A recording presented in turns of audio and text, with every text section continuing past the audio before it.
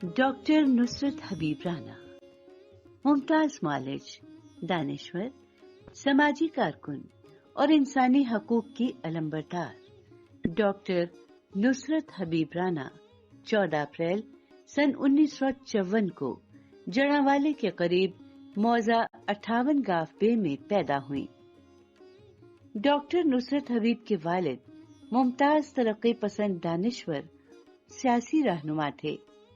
سن 1972 میں F S C کا امتحان پاس کرنے کے بعد ڈاکٹر نصرت حبیب چین میں برہنہ پا ڈاکٹروں کی تحریک سے متاثر ہو کر بیجنگ میڈیکل کالج پہنچ گئیں۔ ڈاکٹر نصرت حبیب نے ہالینڈ اور اٹلی سے نیورو سائنسز میں بھی تعلیم پائی۔ پنجاب یونیورسٹی سے پبلک ایڈمنسٹریشن میں ایم اے کی ڈگری حاصل کی۔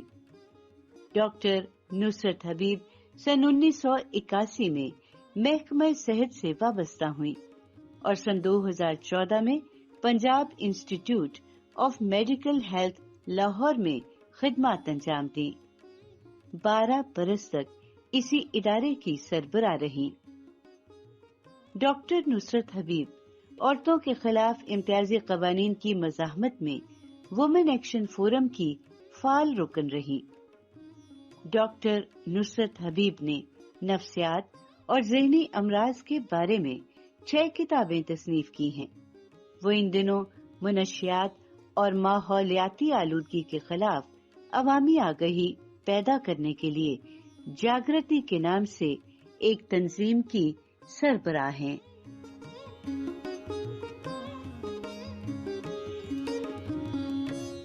آداب۔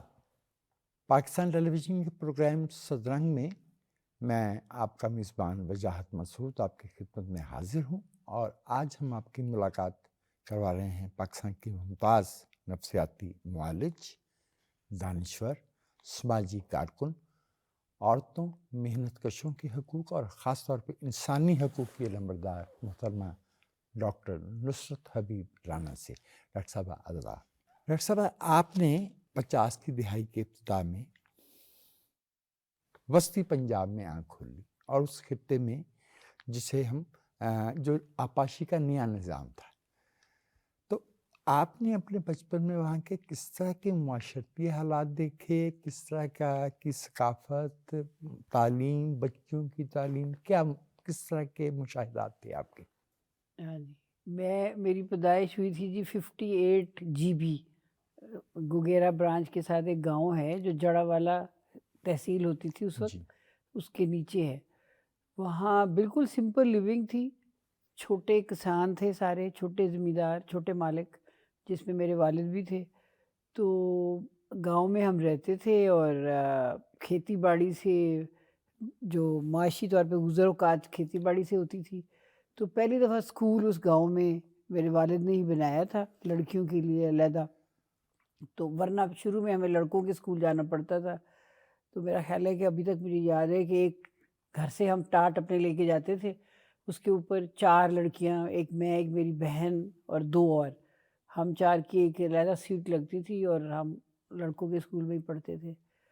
تو اس طرح سے میرا کلاس 5 تک گاؤں میں پڑھا، پھر شہر جڑا والا میں باقی پڑھائی گرلز اسکول میں ہو گئی، وہاں علیحدہ اسکول تھا۔ اور اس کے بعد سرگودا؟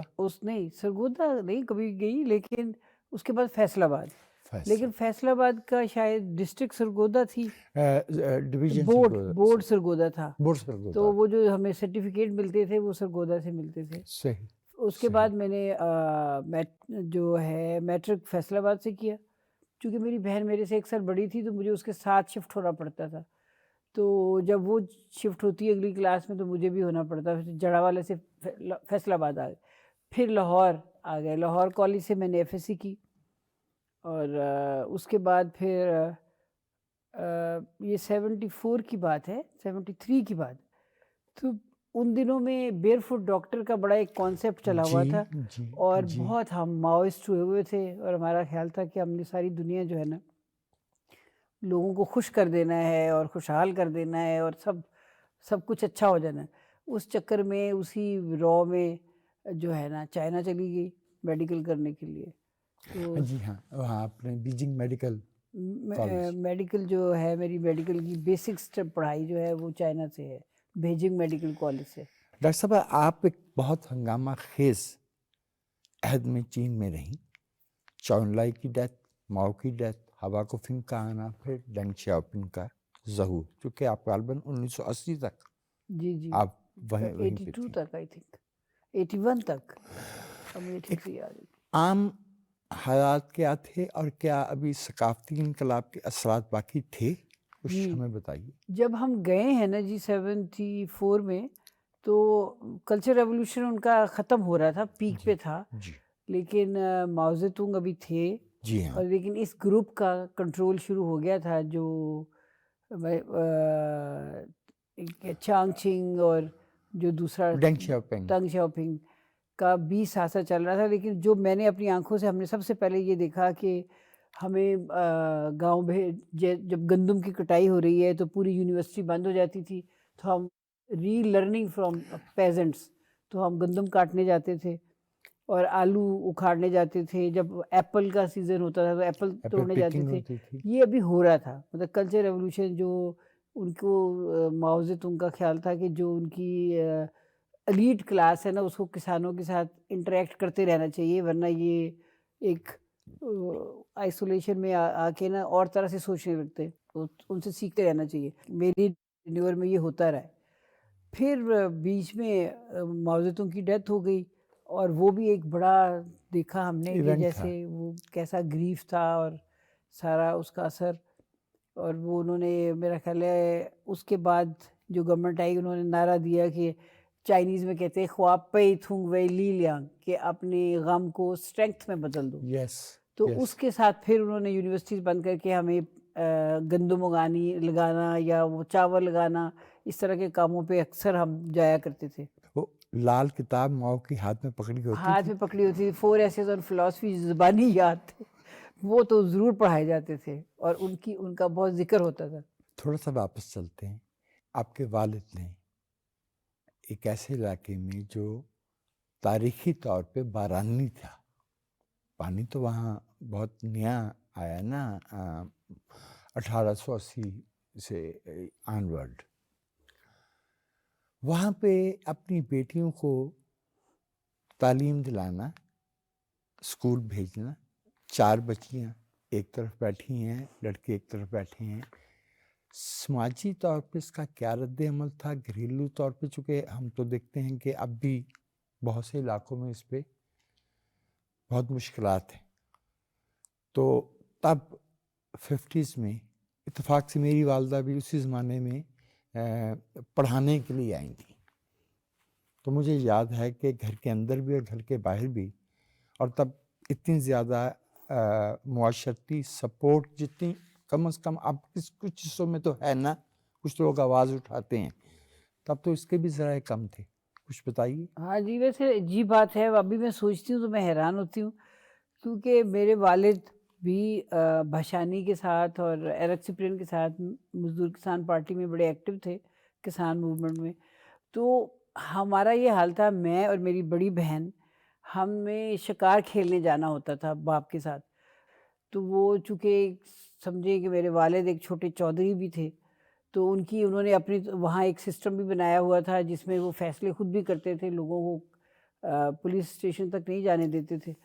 تو وہ ہم جاتے تھے، ہم لڑکیاں، انہوں نے ہمیں اسی طرح پالا جیسے ہم لڑکے ہیں. تو میں ڈرتی تھی، میں جب گن چلاتی تھی تو آنکھیں بند کر لیتی تھی، لیکن میری بہن تو بہت شوق سے چلاتی تھی، اور وہ میرے والد کی جانشین بھی وہی تھی. میرے 2 بھائی بھی ہیں، وہ جو ہم سے چھوٹے ہیں، لیکن سارا کنٹرول، ساری انڈرسٹینڈنگ، ساری لرننگ، سارا باپ کی سب چیزوں کو دیکھنا وہ زیغم کرتی تھی، جو میری بڑی بہن. جی ہاں جی. تو وہاں لوگوں کو میرا نہیں خیال کبھی کسی نے اعتراض نہیں کیا. سائیکل ہم چلاتے تھے، نہر پہ نہانے جاتے تھے، ٹیوب ویل پہ، ایون نماز ہم پڑھتے تھے. ہم اپنے والد کے ساتھ پہلی لائن میں کھڑے ہو کے عید کی نماز پڑھتے تھے، حالانکہ سارا گاؤں پڑھتا تھا. تو اس وقت کوئی، میرا خیال ہے اب زیادہ یہ ایشوز ہوئے ہیں، اس وقت اتنے یہ ایشو نہیں تھے، کم تھے. جو کلید ہے، جو کی ہے پورے معاملے کی چابی جو ہے وہ تو آپ نے فرما دی کہ آپ کے والد باشانی اور ایکسیپٹنگ کے ساتھ اس سیاسی عمل کا حصہ تھے. سیاسی عمل ہی معاشرتی ڈھانچوں کو بدلنے میں سب سے زیادہ مؤثر ہوتا ہے. ڈاکٹر صاحب، میڈیسن کی تعلیم کے بعد یہ جو آپ نے سائیکیٹری کا انتخاب کیا، ذہنی عوارض کے علاج کا، اس کی کوئی ذاتی وجہ تھی یا کوئی پیشہ ورانہ معاملات پیش آئے؟ اصل میں دلچسپ بات یہ ہے مجاہد صاحب کہ چائنا میں اس وقت سائیکیٹری پڑھائی نہیں جاتی تھی جب میں BBS کر رہی تھی. 4 ایسیز آن فلاسفی پڑھائے جاتے تھے. ان کا خیال تھا کہ جو انسانی نفسیات ہے نا وہ ماؤزم سے ہی نکلے گی، سمجھ میں آئے گی. یہ میرے MBBS کرنے کے بعد، میرے واپس آنے کے بعد انہوں نے بیہیویئر سائنسز کا یہ انٹروڈیوس کرایا، سائیکیٹری کو اس طرح سے پڑھانا شروع کیا سائیکو سوشل سبجیکٹ کے طور پہ. ورنہ مجھے ابھی تک یاد ہے کہ سائیکالوجی کی جب بھی بات ہوتی تو ماؤ زیتونگ کے جو کوٹیشنز اور ان چیزوں پہ ہم انڈرسٹینڈ کرتے تھے اپنے پیشنٹ کے ایشوز کو. تو جب میں پاکستان آتی تھی نا جی، اس وقت چائنا جانے اور آنے کے لیے کراچی جانا پڑتا تھا. تو کراچی میرے ایک پھپھو رہتی تھی جن کے پاس مجھے رکنا ہوتا تھا. تو کئی دفعہ یہ ہوتا تھا فلائٹ نہیں ملتی تو آپ رکے ہوئے ہو کراچی میں. تو جب میں کراچی رکی تو میرا خیال ہے میرا 4th ایئر تھا، تو میں نے ان سے کہا کہ مجھے یہاں مینٹل ہاسپٹل دکھا دیں، وزٹ کرائیں. تو سندھ کا مینٹل ہاسپٹل بالکل ایسے تھا جیسے چڑیا گھر ہے. تو وہ جب میں نے دیکھا کہ ایسے پیشنٹ جنگلوں میں کھڑے ہیں اور جو دیکھنے والے لوگ وزٹ کر رہے ہیں اور کھانا جیسے پھینکا جا رہا ہے، تو بالکل ایسا ہی نقشہ تھا جیسے ایک زو کا نقشہ ہوتا ہے. تو اس وقت میں نے فیصلہ کیا تھا کہ میں پاکستان جا کے نا اس سبجیکٹ میں آگے کروں گی، دیکھوں گی کچھ اگر میں اپنا رول پلے کر سکوں یا اس میں کچھ حصہ ڈال سکوں. اس طرح سے سائیکیٹری کی طرف آئی. میں یہ بہت بچوں کے لیے، نوجوانوں کے لیے جن کا زندگی کی تلخیوں سے ایسا واسطہ نہ پڑا ہو، ان کا اس طرح کا رویہ دیکھنا بھی ٹراما ہوتا ہے. بہت میں نے بھی اپنے بچپن میں ایسے 1-2 کیسز دیکھے. ایک خاتون تھی، جب وہ بیچاری دھاڑیں مارتی تھی اس کو مزید پیٹا جاتا تھا، زنجیروں سے باندھا ہوتا تھا. تو پورا محلے کو معلوم ہوتا تھا کہ آج وہ جو ہے نا وہ مزید باؤلی ہو گئی ہے. کچھ اس طرح کی باتیں تھیں. آپ نے بعد ازاں، اگر میں غلطی نہیں کرتا تو ہالینڈ اور اٹلی میں بھی میڈیکل سائنسز کی، خاص طور پہ سائیکیٹری کی، سائیکو تھیراپی کی، سائیکولوجیکل ٹریٹمنٹ کی، نفسیاتی علاج کی تعلیم پائی. تو ذرا ہٹ کے ہے آپ کے پیشہ ورانہ اس سے.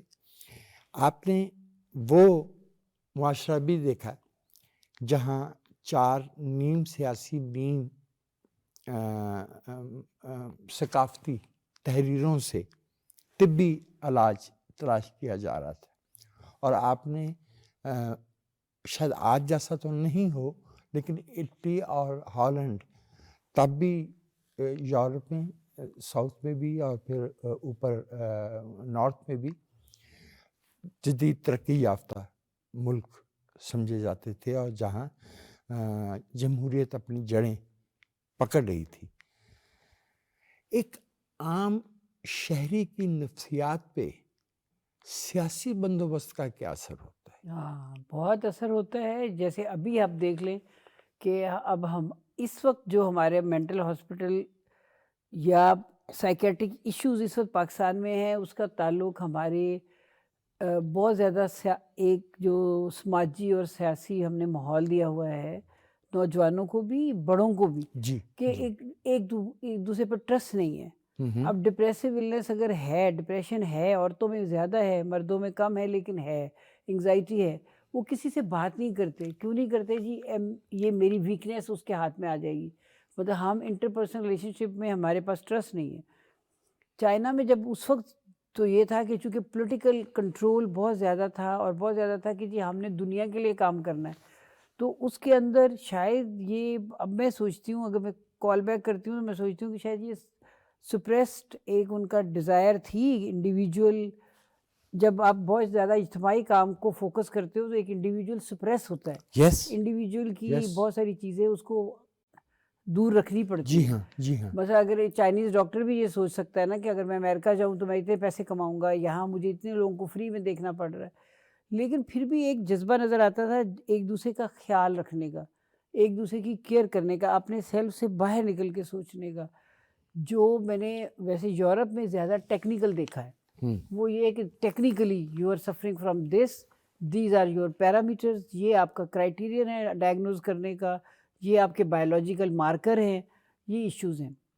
جو امریکہ اور لنڈن چلے جاؤ تو زیادہ ہے, پر یورپ میں ابھی بھی جیسے جرمنی وغیرہ میں, آسٹریا میں ابھی یہ ہے کہ ابھی بھی وہ فرائڈ اور اس اسکول آف تھاٹ پہ, سائیکو تھیراپی پہ, یونگ پہ ابھی بلیو کرتے ہیں کہ بہت ساری چیزیں آپ انسان کو کمپارٹمنٹل نہیں کر سکتے, کہ ایک بندہ ہے نا اس کا ایک ہولسٹکلی اس کو دیکھنا چاہیے. کہ بہت ساری اسٹریس, بہت سارے ایشوز, جیسے ہمارا فیملی اسٹرکچر ہے, اگر یہ اتنا زیادہ ڈومینیرنگ اور سپریسو عورتوں کے لیے نہ ہو تو میرا خیال ہے بہت ساری اسٹریس کم ہو. ڈاکٹر صاحب سب کے لیے, مردوں کے لیے بھی ہے لیکن عورتوں کے لیے بہت زیادہ ہے. تو وہ ڈپریشن بھی کم ہو, انگزائٹی بھی کم ہو, اور یہ جو اور بہت سارے نوٹس ہیں, بہت سارے سائیکولوجیکل ایشوز ہیں جو پوری فیملی پہ نان وربل امپیکٹ تو کرتے ہیں نا, جس کا ہمیں سمجھ میں نہیں آتی, لیکن جب بچے بڑے ہوتے ہیں تو سمجھ میں آتا ہے کہ چائلڈہڈ ان کا کتنا پرابلمٹک تھا, جس میں مدر کا ایک بہت بڑا رول ہے. مدر کی اپنی اور اگر مدر خود وکٹم ہو, ایک معاشرتی نمونے میں ڈاکٹرز کے اجتماعی احساس, اور ایک میں جو ہے وہ پیور پروفیشنل ٹک, وہ ایک چیک لسٹ بنی ہوئی ہے اس پہ کرنے کا دیکھا. میں بڑے احترام سے عرض کر رہا ہوں, کوئی گستاخی میرا مقصد نہیں ہے. آپ کے جذبے اب بھی جوان ہیں میں جانتا ہوں, لیکن ہم نے آپ کو اپنی جوانی میں بہت فعال دیکھا ہے, سماجی طور پہ بھی, سیاسی طور پہ بھی. اور ڈاکٹر صاحب آپ کے ہم عصروں میں, اب میں فہرست سازی کیا کروں, انگنت نام میرے ذہن میں آتے ہیں جو ڈاکٹری کی تعلیم پا رہے تھے, انجینئرنگ کی تعلیم پا رہے تھے, لیکن ان کی جو اجتماعی ذمہ داری کا احساس تھا وہ زندہ تھا, وہ سیاسی عمل میں حصہ لیتے تھے, بھلے وہ ڈاکٹر تھے, انجینئر تھے, سروسز سے تعلق رکھتے تھے. یہ اب آپ کی جو جنریشن, میں اس لیے آپ کی جنریشن کہہ رہا ہوں کہ ہم آپ کے امیڈیٹ بعد تھے, متصل تھے, جڑے ہوئے تھے, ایڈجسنٹ تھے. ہمارے نسل تک آتے آتے یہ جذبہ بہت کم رہ گیا, بلکہ نہ ہونے کے برابر ہو گیا. تو یہ جو آپ والی جنریشن میں ڈاکٹر ابرار ہیں, ارشد وحید ہیں, ایوب اوان ہیں, نصرت حبیب ہیں, یہ تو میں نے صرف میڈیکل والوں کے نام لیے, انگنت نام اور ہیں, اکانومسٹ ہیں, اکیڈیمیا ہیں. ان سے بعد والی نسل کا یا ان کا اپنا آنا سیاسی اور سماجی ذمہ داریوں کی طرف یا اس سے گریز کرنا, دونوں, یہ اس وقت کے عالمی حالات تھے, ان لوگوں کی ذاتی کاوش تھی, یا اس ملک کے جو سیاسی حالات 80 کی دہائی میں بنے؟ ویسے میرے اوپر تو بہت زیادہ امپیکٹ ہے. جب میں چائنا سے آتی تھی تو میرا گھر جو تھا وہ مزدور ایم کے پی کا یہ جو گروپ ہے اور لوک پارٹی کا جو گروپ ہے, امتیاز عالم وغیرہ کا, وہ میرے گھر میں ان کا ایک قسم کا, جب کوئی انڈر گراؤنڈ ہوا ہے تو وہ میری ماں کے پاس جا کے ٹھہرا ہوا ہے. تو گھر کے اندر ان کی میں پولیٹیکل ایکٹیویٹیز کو دیکھتی تھی, اور بہت میں امپریس تھی ان سے کہ یہ ایسا معاشرہ لانے کی کوشش کر رہے ہیں جو ایک ڈریم ہے. اور جس طرح سے سوچ کے چائنا گئی تھی میں کہ جی وہ بیئر فوٹ ڈاکٹر بن کے واپس آؤں گی اور سب کو ٹھیک کر دوں گی, لگا کہ نہیں, یہ اس طرح ایک اکیلا بندہ نہیں کر سکتا. پھر اسی طرح انجمن جمہوریت پسند خواتین, طاہرہ مظہری وغیرہ تھی, ان سے رابطے میں رہی. تو ان لوگوں کا بھی میری سوچ پہ بہت امپیکٹ ہے. پھر اس کے بعد نجم حسین سید سے ملاقات ہو گئی, ان سے اب تک پڑھ رہی ہوں. اب تک ہم پنجابی سنگت ہوتی ہے جس میں ہم پرانے ہمارے جو صوفی بابے ہیں ان کا لٹریچر پڑھتے ہیں, اس کو انٹرپریٹ کرتے ہیں. اور جو ایک فیل ہوتا تھا کہ جب بہت ساری چیزیں اس وقت جو ہماری باہر سے آتی تھیں تو ان کی جارگن اور ان کا جو ایکسپریشن ہے وہ سارا ایلین تھا یہاں لوگوں کے لیے. جی تو پھر ہم اپنے صوفی بابوں کے تھرو یا اس لینگویج کے تھرو، زبان کے تھرو، اس ساری ایکسپریشن کے تھرو زیادہ ریلیٹ کر پاتے ہیں کلچر کے ساتھ. اور بات وہی ہے، وہ بھی وہی بات کرتے ہیں جو مارکس نے کی تھی کہ سب کو زندہ رہنے کا حق ہے اور سب کو جو ہے نا وہ شیئر ملنا چاہیے ریسورسز میں. یہ تو میرا خیال ہے اس سے کسی کو اعتراض نہیں ہے. اگر آپ خوشیوں میں حصہ سب کو ملنا چاہیے، سب کو ملنا چاہیے. یہ اب بابا بلے شاہ پڑھے تو وہ بھی یہی کہہ رہا ہے، شاہ حسین پڑھے تو وہ بھی یہی کہہ رہا ہے. صحیح. تو یہ سائیکیٹری میں بھی میں نے دیکھا ہے کہ اب ہماری سائیکیٹری میں بھی یہ پرابلم ہے کہ اب ہم کٹ آف، ہمارے جو سائیکیٹرسٹ یورپ سے پڑھ کے آتے ہیں زیادہ تر، چونکہ یہاں لنڈن سے پڑھ کے آتے ہیں، ان کی جارگن، ان کا سٹائل، ان کا آفس وہ اس طرح ہے جیسے یورپ کے ایک سائیکیٹرسٹ کا ہوتا ہے. وہ ہمارے لوگ اس سے ریلیٹ نہیں کر پاتے. وہ کس سے جا کے ریلیٹ کرتے ہیں؟ پیر سے، اس فیتھ ہیلر سے جو ان کی زبان بولتا ہے، ان کے جیسے کپڑے پہن کے بیٹھا ہوا ہے، ان کے لفظ تیرے ہانوں کی ہو رہے ہیں اور میرے ہانچ درد ہو رہی. پڑھا لکھا بندہ سمجھتا نہیں واٹ از ہاں، یہ کیا ہے، یہ دل کو ہاں بھی کہتے ہیں. تو یہ میں نے جب میں مینٹل ہاسپٹل آئی تو میں نے دیکھا کہ مجھے بھی شروع میں بہت مشکل لگتا تھا کہ کس طرح سے ہماری ایموشنل فیلنگس کو سومیٹائزیشن اسے ہم کہتے ہیں کہ وہ جارگن، وہ لفظ یا وہ باڈیلی فیلنگس ہمارے مریض دیتے ہیں جو ایکسیپٹیبل ہے. مثلاً ایک عام عورت اپنے میاں سے کہتی ہے کہ میرے سر میں درد ہے یا میرا پیٹ خراب ہے تو اس کو اجازت مل جائے گی کہ چلو تم تھوڑی دیر کچن چھوڑ دو، بیٹھ جاؤ. اگر وہ کہے گی آئی ایم فیلنگ لو، میں ڈپریس ہوں یا میں سیڈ ہوں یا میں یہ کام نہیں کرنا چاہتی، تو اس کو ڈانٹ ڈپٹ ہوگی، وہ ریڈیکیول ہوگی، اس کے اوپر لان تن کی جائے گی کہ یہ تم کیا کہہ رہی ہو.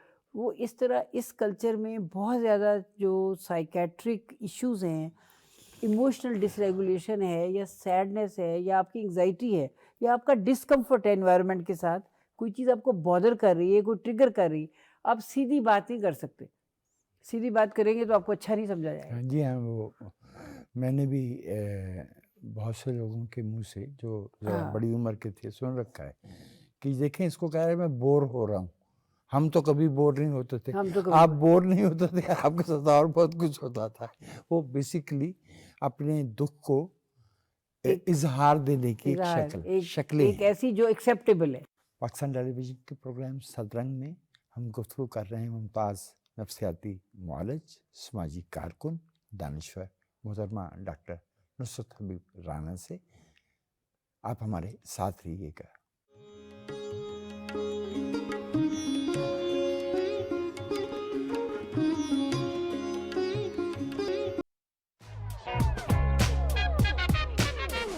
Welcome to the show Trending World. I'm your host Sayyida Kuratulain. So we are going to start this show with some exciting and entertaining show read, from exploring the fashion, latest fashion and celebrity looks. Shumaila, where are you from? I'm from Peshawar. You're from Peshawar? Where did you learn English? Well, it is me in the home. At home. It's about music. Let's see what's in the jukebox. For a while there it was rough, but lately I've been doing better. Creating drama is a thing of PTV Home. Kalgan yerimde görerine geman. Predictions are based on moon and rising sign according to Vedic and celestial astrology.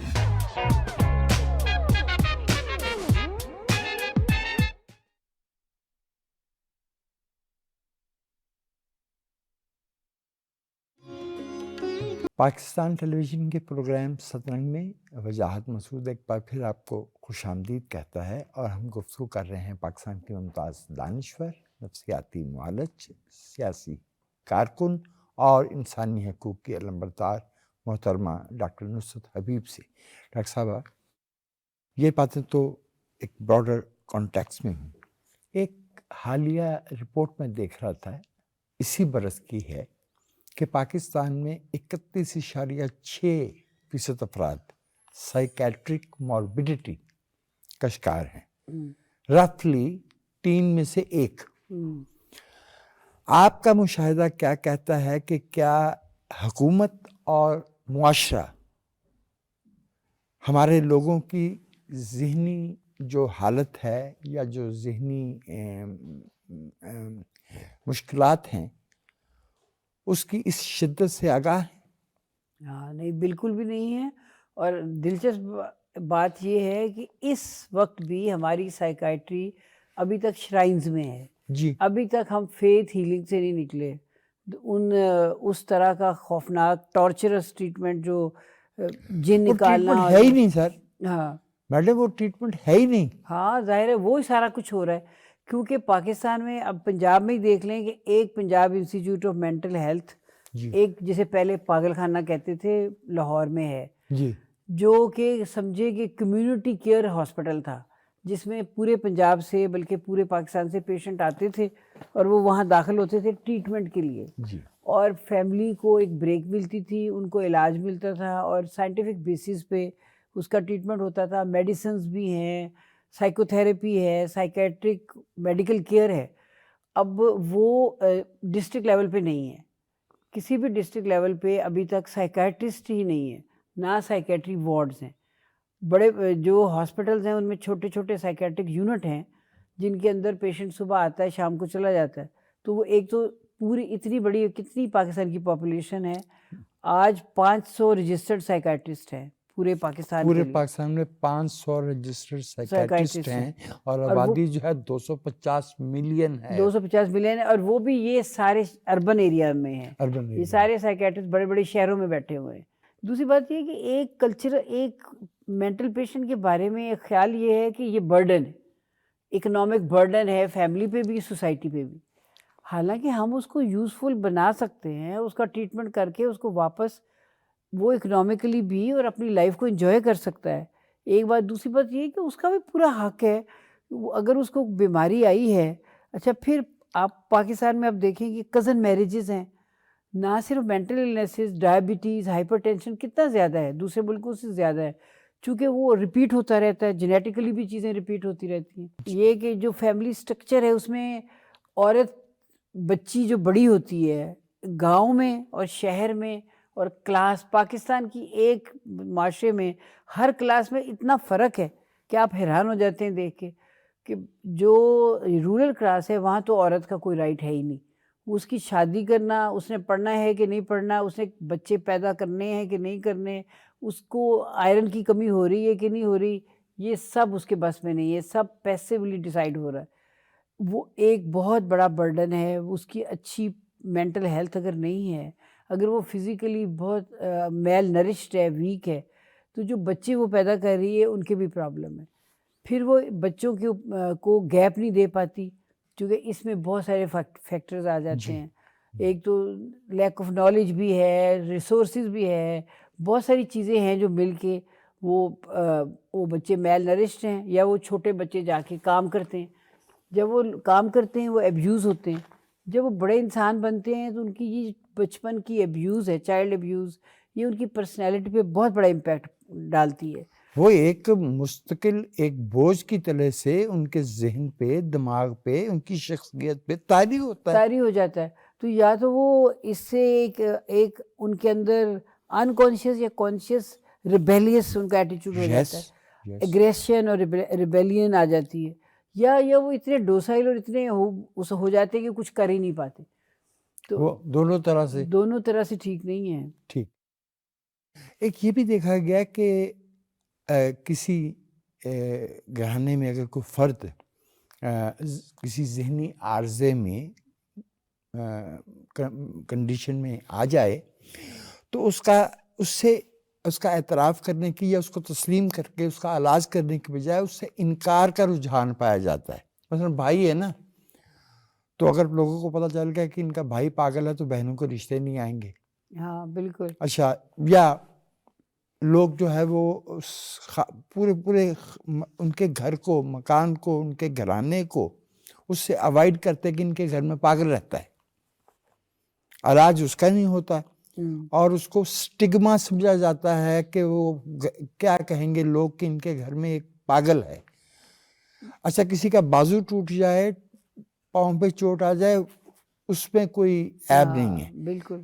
تو یہ جو ذہنی امراض کو stigma سمجھنا ہے، اس سے بھی تو علاج سے لاپرواہی برآمد ہوتی ہے نا. بالکل بہت بڑا مسئلہ ہے، اسٹگما تو بہت بڑا ہے، کیونکہ مینٹل ہیلتھ کو یہ سمجھا جاتا ہے کہ جی یہ آپ کی کسی غلطی یا گناہ کا نتیجہ ہے، جو آپ کی گھر میں ایک پاگل پیشنٹ ایک بن گیا. مطلب بیسیکلی دیکھا جائے جیسے آپ کو ڈائبٹیز ہوتی ہے ایسے آپ کو اسکیزوفرینیا بھی ہو سکتا ہے. جی وہ بھی بایو کیمیکل ایشوز بھی بہت سارے ہوتے ہیں، جی اسٹریسز بھی ہوتی ہیں، پھر کیمیکل کا آپ کی ڈوپامین کا نیورو ٹرانسمیٹرز کا امبیلنس ہوتا ہے جس سے مینٹل النیس ہوتی ہے. یہ کسی کی غلطی یا گناہ کا نتیجہ نہیں ہوتا، لیکن سمجھا یہ جاتا ہے کہ یہ اگر ہم بتائیں گے تو ہماری بڑی بےزتی ہو جائے گی کہ جی ان کے یا پھر یہ سمجھا جاتا ہے کہ یہ کوئی اسپرچول کوئی باہر کی چیز ہے جس نے قبضہ کر لیا ہے، یا کسی نے جادو کر دیا یا ٹونا کر دیا ہے. تو یہ ساری اس طرح کی جو چیزیں ہیں یہ مینٹل ہیلتھ کو بہت پیچھے لے جاتی ہیں اور وہ بہت سفر کرتے ہیں پیشنٹ. میں جب مینٹل ہاسپٹل میں تھی تو ہم اکثر جا کے ایسے پیشنٹ کو ریسکیو کراتے تھے جن کو رسیوں سے سنگلوں سے باندھا ہوتا تھا، یا پھر وہ یہ جیسے چک چٹھا ہے، اس طرح کے بہت سارے پیروں کے سینٹر ہیں وہاں سنگلوں سے باندھا ہوتا تھا. تو ان کو لاتے تھے مینٹل ہاسپٹل، ان کو ٹریٹ کرتے ساتھ تھے. میں پیر کو بھی لانا چاہیے تھا وہاں پہ. تو کچھ پیروں کو تو ہم نے بند تو نہیں کر سکے تھے چونکہ ہمارے پاس نہیں تھی، ان کے پاس وہ زیادہ انفلوئنشل تھے ہم سے. جی جی لیکن ہم نے کچھ پیروں کو یہ سکھایا تھا کہ مارو نہ، چونکہ وہ آپ کو پتہ ہے نا سر سے جن نکالنے کے لیے، وہ جیسے آپ کبھی گرمیوں میں تربوز خریدتے ہیں نا تو آپ دیکھنا چاہتے ہیں کہ میٹھا ہے کہ نہیں، تو سینٹر میں سے ایک اسکوئر کاٹتے ہیں. پیشنٹ آتے تھے جن کا سر سینٹر سے اسکوئر کٹا ہوتا تھا، نکلا ہوتا تھا کہ جی یا ایتھو جن کڑیا، تو وہ پیشنٹ بچتے نہیں تھے. پچھلے دنوں ہی مجھے پتہ چلا کہ انہی پیروں نے انجیکشن لگانے بھی شروع کر دیے. وہ فل فلیج سائیکیٹرسٹ بنے. میرا ایک مشاہدہ ہے، کم ہوگا آپ سے، آپ نے بہت زیادہ دنیا دیکھ رکھی ہے. دنیا میں بچے، نوجوان، بزرگ، ان کا جو عمومی باڈی لینگویج ہوتی ہے، چہرے کے تاثرات ہوتے ہیں، وہ اطمینان کے اور مسکراہٹ کے اور خوشی کے پائے گئے ہیں عمومی. خاص طور پہ نوجوانوں کو تو دیکھا گیا اب ہنس رہے ہیں، کھیل رہے ہیں. پاکستان میں سڑکوں پہ، گلیوں میں، چوراہوں پہ میں ایک عرصے سے دیکھ رہا ہوں کہ مجھے کوئی ہنستا ہوا چہرہ نظر آئے. جو ہماری بچیاں ہیں وہ تو سڑک پار کرتے ہوئے یا چلتے ہوئے بالکل وہ جیسے فیض نے کہا نا بدن چرا کے چلے، تو وہ تو بالکل ایسے جیسے ایک چور جو ہے نا وہ جا رہا ہے کہ وہ کسی طرح اپنے گھر کے دروازے تک پہنچ جائے. ان کا تو کیفیت ہی دوسری ہے. All sorts of harassment and every thing. Even مردوں میں بھی وہ بس پہ سفر کر رہے ہیں، پبلک ٹرانسپورٹ پہ ہیں، موٹر سائیکل پہ ہیں، ان کے چہروں پہ کھچاؤ اور تناؤ اور تشنج کی کیفیت نظر آتی ہے. ایز ایک ماہر نفسیات کی حیثیت سے، ایک معالج کی حیثیت سے آپ اس کو کس چیز سے دیکھتے ہیں، اور کیا یہ آپ کا بھی مشاہدہ ہے؟ ہاں بالکل صحیح ہے. اس کی ایک بڑی وجہ یہ ہے کہ ہمارا جو ملک ہے، ہماری جو سوسائٹی ہے، جو ہمارا معاشرہ ہے، اس میں ہم بہت کٹ آف رہتے ہیں ایک دوسرے سے. ہمارے اندر وہ ایک ہوتا ہے نا کہ اجتماعی لیونگ، سینس آف بلانگنگ. ہاں سینس آف بلانگنگ وہ نہیں آئی، اور ایک دوسرے پہ ٹرسٹ نہیں آیا، جس کی بڑی وجہ یہاں کی پولیٹکس ہے میرے خیال میں. اب آپ دیکھیں آپ ہی لوگوں، آپ کے چینلز کے پروگرام میں جو پالیسی میکرز ہیں، جو ہمارے پولیٹیشینز ہیں، وہ کس طرح جھگڑا کرتے ہیں. مطلب دو ڈفرینس اوپینین کے ساتھ ایک ٹیبل پہ نہیں بیٹھ سکتے، یہاں تک کہ وہ گلاس اٹھا کے پھینک دیتے ہیں یا گالی دیتے ہیں ایک دوسرے کو. اب تو فزیکل بھی ہو جاتے ہیں. تو مسئلہ یہ ہے کہ ایک تو ڈفرینس آف اوپینین کے ساتھ اپنی سوچ کو ایکسپریس کر کے ہمیں پھر بھی ایک دوسرے کے ساتھ رہنے کا یہ والا جو سلیقہ ہے، یہ ہمیں پولیٹیشینز نے یا کسی رول ماڈل نے دینا تھا جو نہیں لے سکے ہم. اور ایک عجیب قسم کا انڈیویجولزم ہے، ہر کوئی دوسرے سے ڈرتا ہے، ہر کوئی دوسرے پہ ٹرسٹ نہیں کرتا. اس لیے وہ کئی دفعہ کہتے ہیں نا کہ جیسے پوری سوسائٹی اسکیزوفرینک ہو گئی ہے. مطلب پوری سوسائٹی میں یہ حال ہے کہ کوئی میرے خلاف نہ ہو جائیں، میری کوئی ویکنیس کسی کو پتہ نہ چل جائے. ورنہ تو دیکھا یہ جائے کہ وہ سوسائٹیز ڈپریسو النس کو یا انگزائٹی کو یا سائیکیٹرک ایشو کو، اسٹریسز کو زیادہ اچھا ڈیل کر سکتی ہیں جن کے پاس سپورٹ ہے، رونے کے لیے کندھا ہے، ایکسپریشن کے لیے، کیتھارسس کے لیے دوست ہیں، نیبرز ہیں، سوسائٹی میں آپ جہاں رہ رہے ہیں، آپ جہاں جاب کر رہے ہیں وہاں لوگوں کے ساتھ آپ شیئر کر سکتے ہیں، بات کر سکتے ہیں. اس لیے ہر بندہ ٹینس نظر آتا ہے کہ وہ اپنے ایک سوچوں کے تانے بانے میں پڑا ہوا ہے. ایک تو یہ مسئلہ ہے. دوسری بات یہ ہے کہ رول ماڈل کیا ہے، وہ جھگڑا ہے ہر وقت. اس وقت پاکستان میں سوشل ایشوز کی تو بات نہیں ہوتی، کتنے مسئلے ہیں اس وقت. سب سے بڑا مسئلہ، اب میں آپ کو ایک مثال دیتی ہوں کہ انسٹیٹیوٹ آف مینٹل ہیلتھ کسی زمانے میں پاگل خانہ کہلاتا تھا. میں نے جب وہ جوائن کیا 83 میں آئی تھنک، تو پیشنٹ جو ہے وہ پرالی ہوتی ہے نا جی، وہ چاولوں کی یا چاولوں کے وہ بھوسا ہوتا ہے، چھلکے ہوتے، چھلکا. اس کے اوپر سوتے تھے پیشنٹ اور کوئی میڈیسن نہیں تھی. تیز دھار پانی سے درخت کے اوپر چڑھ کے ایک بندہ یا چھت پہ چڑھ کے اگریشن والے مریض کے اوپر تیز دھار پانی ڈالتا تھا جس سے اس کا اگریشن کم ہوتا تھا. پھر اس کو ہم لوگ وہاں گئے، سائیکیٹرسٹ وہاں گئے، اس کو بدلا، اتنا بدلا کہ اس وقت وہ انسٹیٹیوٹ آف مینٹل ہیلتھ باقاعدہ دوسرے اسپتالوں کی طرح ہے. لیکن کوشش ساری زندگی میں نے یہ کی، میں میرا خیال ہے 36 سال وہاں رہی ہوں، کہ کمیونٹی ہیلتھ کیئر ہو، سروس ہو یہاں پہ نا، یہاں پہ ریسرچ بھی ہو، آپ کے ڈاکٹرز بھی آئیں ریسرچ کرنے آئیں، لیکن کمیونٹی کیئر مطلب پیشنٹ اپنے گھر سے. آپ دیکھیں کہ گاؤں میں 10 لوگ ایک کمرے میں رہتے ہیں یا 2 کمرے میں رہتے ہیں، جس میں اگر ایک ذہنی مریض ہے تو ان کے لیے کتنا مشکل ہے اس کے ساتھ رہنا، جو اگریسو بھی ہو سکتا ہے، جو آپ کے پورے اس چھوٹے سے گھر کے اس پیس کو ڈسٹرب کر سکتا ہے.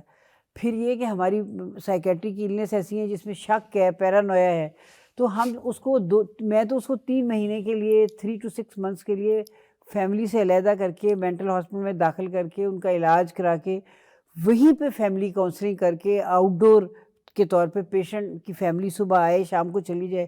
اب پروفیسرز آ گئے ہیں، انہوں نے وہ سارا ختم کر دیا، سارے پیشنٹ گھروں میں بھیج دیے. اب یا وہ کہاں ہیں، مزاروں پہ ہیں پھر سے، یا وہ سڑکوں پہ پھر رہے ہیں، یا وہ جیل چلے گئے ہیں، آوارہ گردی میں پکڑے گئے. تو اب ایک سوسائٹی میں رہتے ہوئے، جس کلچر میں رہتے ہوئے، آپ کو یہ تو پتہ ہونا چاہیے کہ آپ کے اپنے لوگ کہاں کھڑے ہیں، وہ ان کا کلچر کیا کہتا ہے، آپ ایک کس لیول سے ان کو کس لیول پہ لے جا سکتے ہیں.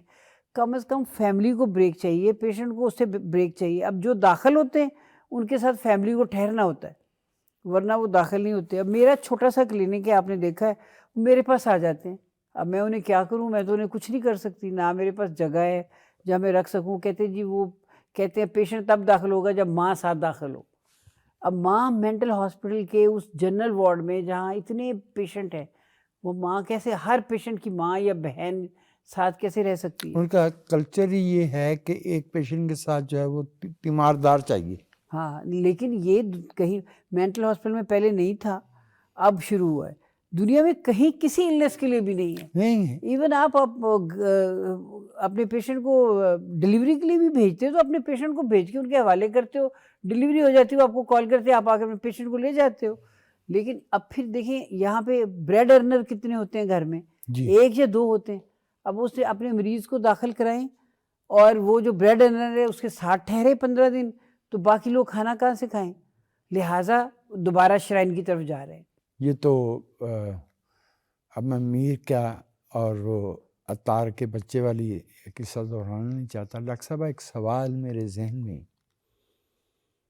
کم و بیش 10-15 برس سے گھوم رہا تھا اور میں تلاش میں تھا کہ آپ سے اس طرح سے کچھ مکالمہ ہو جائے تو آپ ہی سے پوچھا جا سکتا ہے، یا ایک آدھ دوست ہمارے اس لاہور شہر میں اس شعبے سے تعلق رکھتے ہیں. ایک تو فرد کا نفسیاتی توازن بگڑنا ہے. کیا ایسا بھی ہوتا ہے کہ پوری معاشرے کا، پوری کمیونٹی کا اجتماعی طور پہ نفسیاتی توازن بگڑ جائے؟ بالکل ہوتا ہے، ہو رہا ہے. اب دیکھ نہیں رہے آپ. مسئلہ یہ ہے کہ ایک تو یہ ہے کہ آپ کا رول ماڈل کیا، آپ کو کیا تعلیم مل رہی ہے، آپ کس چیز کو فورس ہی کر رہے ہو. کسی زمانے میں ہم یہ کیا سمجھتے تھے، ہم سمجھتے تھے کہ ہم نے ریسورسز کے اوپر کنٹرول کم کرا دینا ہے، سب کو ایک جیسا کر دینا ہے، اور ساری جو ہے نا اب اپنا ملک ہے، ساری دنیا جو ہے نا اس میں ہیپینیس اور خوشی اور لیونگ میں ایک مزہ اور اس طرح کی چیزیں لوگ انجوائے کریں گے. اب یہ ہے کہ ہمارے نوجوان میننگ لیسنس کا شکار ہیں. ہمارے پاس کچھ ایک نظریاتی ٹاپک تھا، ایشو تھا جس کے اوپر ہم لگے ہوئے تھے، غلط تھے یا صحیح تھے، لیکن ہمارے ذہن میں یہ تھا نا کہ ہم نے اس طرح دیکھنا، یہ پرسیپشن میں تھا کہ ہم معاشرے کو، سوسائٹی کو ایسے دیکھنا چاہتے ہیں. اب میننگ لیسنس ہے. اب ایک بچہ جو بی اے کر رہا ہے، اس کے بعد ایم اے کر رہا ہے، اسے نہیں پتہ آگے اس نے کیا کرنا ہے.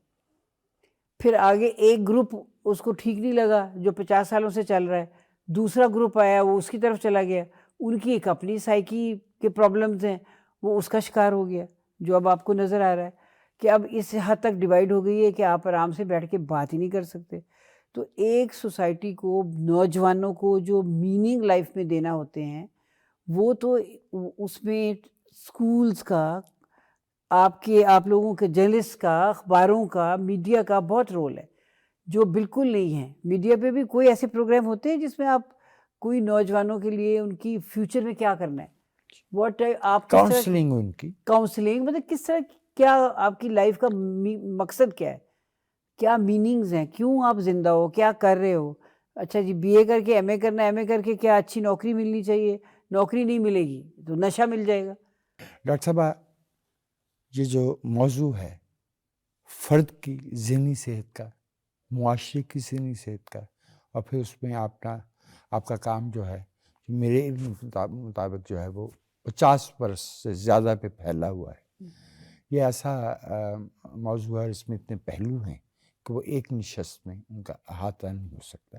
ہم اس نشست کو یہاں پہ ختم کرتے ہیں اور آپ کے ساتھ ایک اور دوسری نشست میں یہیں سے اس بات کو جاری رکھیں گے.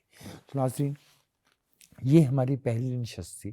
ممتاز نفسیاتی معالج، دانشور، سیاسی کارکن اور انسانی حقوق کی علمبردار محترمہ ڈاکٹر نصرت حبیب رانا سے.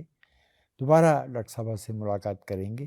فی الحال آپ وجاہت مسعود کو پاکستان ٹیلی ویژن کے پروگرام صدرنگ سے اجازت دیجیے. آداب.